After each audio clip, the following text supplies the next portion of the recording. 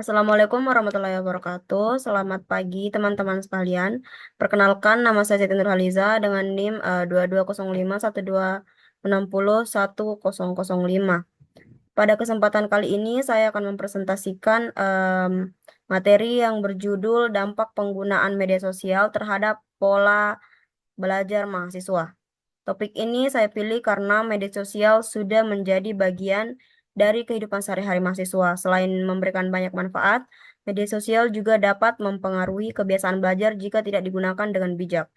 Semoga presentasi ini dapat menambah wawasan kita semua. Baik, sebelum masuk ke pembahasan utama, berikut adalah garis besar materi yang akan saya sampaikan.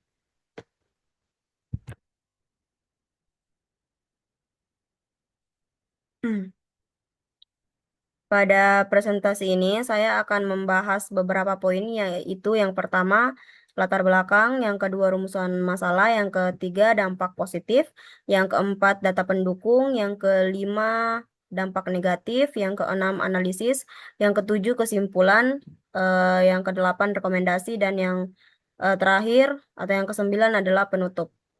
Baik, kita mulai dari pembahasan pertama, yaitu latar belakang mengapa topik ini penting untuk dibahas.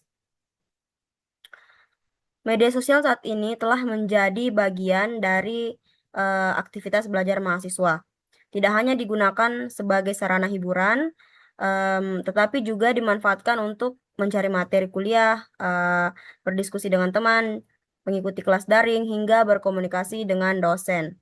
Namun, semakin tingginya intensitas penggunaan media sosial juga dapat mempengaruhi kebiasaan belajar mahasiswa. Oleh karena itu, diperlukan penggunaan media sosial yang bijak agar manfaatnya lebih besar daripada dampak negatifnya. Sebagai fakta pendukung, pada tahun 2026, Indonesia memiliki sekitar 180 juta identitas pengguna media sosial atau sekitar 62,9% dari total populasi. Angka ini menunjukkan bahwa media sosial memiliki pengaruh yang sangat besar dalam kehidupan masyarakat termasuk mahasiswa. Berdasarkan latar belakang tersebut, muncul pertanyaan yang menjadi fokus pembahasan dalam presentasi ini. Rumusan masalah pada presentasi ini adalah apakah media sosial lebih banyak membantu proses belajar atau justru mengganggu pola belajar mahasiswa? Untuk menjawab pertanyaan tersebut, pembahasan akan difokuskan pada tiga hal, yaitu yang pertama dampak positif, yang kedua dampak negatif, serta strategi penggunaan media sosial secara bijak.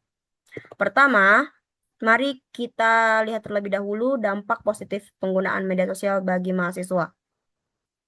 Nah, media sosial memiliki berbagai manfaat apabila digunakan secara tepat. Yang pertama, media sosial memudahkan mencari materi kuliah seperti artikel, jurnal, maupun video pembelajaran. Yang kedua, media sosial mempermudah komunikasi akademik antara mahasiswa dan dosen maupun antar sesama mahasiswa.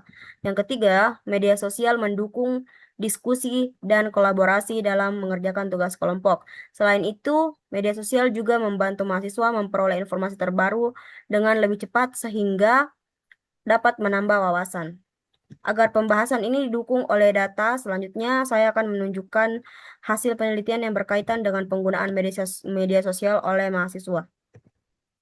Pada slide ini ditampilkan data mengenai dampak penggunaan media sosial terhadap mahasiswa.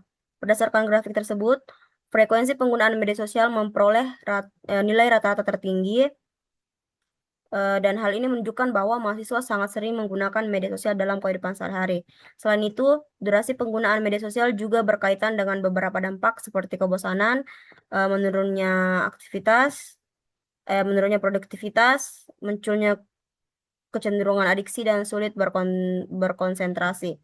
Data ini menunjukkan bahwa semakin tinggi intensitas penggunaan media sosial, maka semakin besar pula pengaruhnya terhadap pola belajar mahasiswa.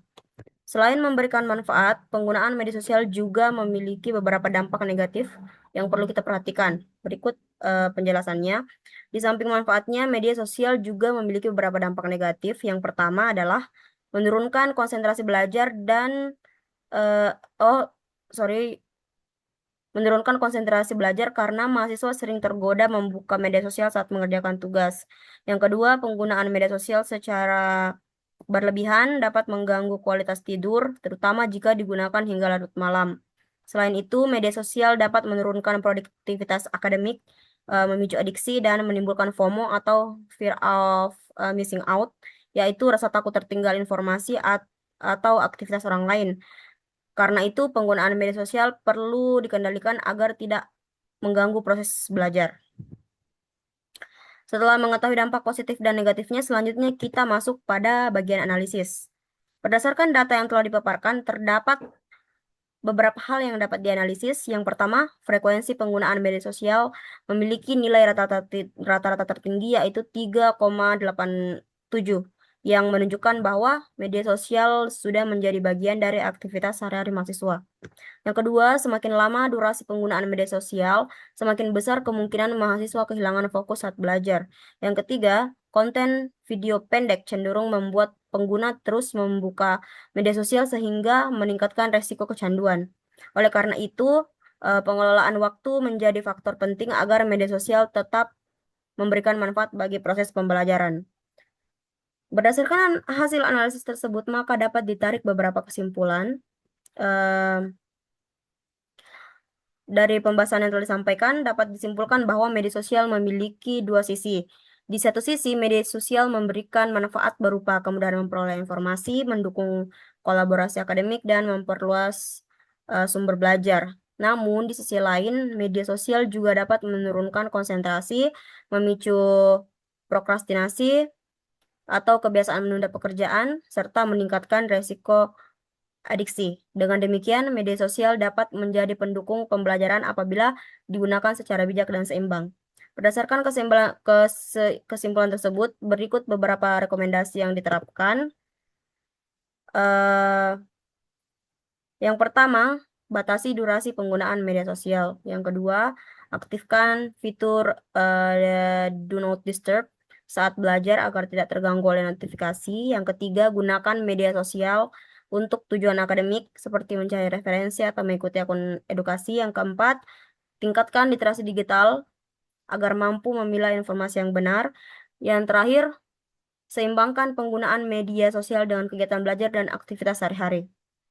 Sebagai penutup, saya ingin menyampaikan satu pesan penting terkait penggunaan media sosial, yaitu media sosial bukan hanya sarana hiburan, tetapi juga dapat menjadi media pembelajaran yang sangat efektif apabila digunakan secara bijak dan bertanggung jawab. Oleh karena itu, yang perlu kita kendalikan bukanlah keberadaan media sosial tersebut, melainkan cara kita menggunakannya agar tetap memberikan dampak positif bagi kehidupan akademik. Demikian presentasi yang dapat saya sampaikan. Terima kasih atas perhatiannya. Mohon maaf apabila terdapat kekurangan dalam penyampaian saya. Wassalamualaikum warahmatullahi wabarakatuh.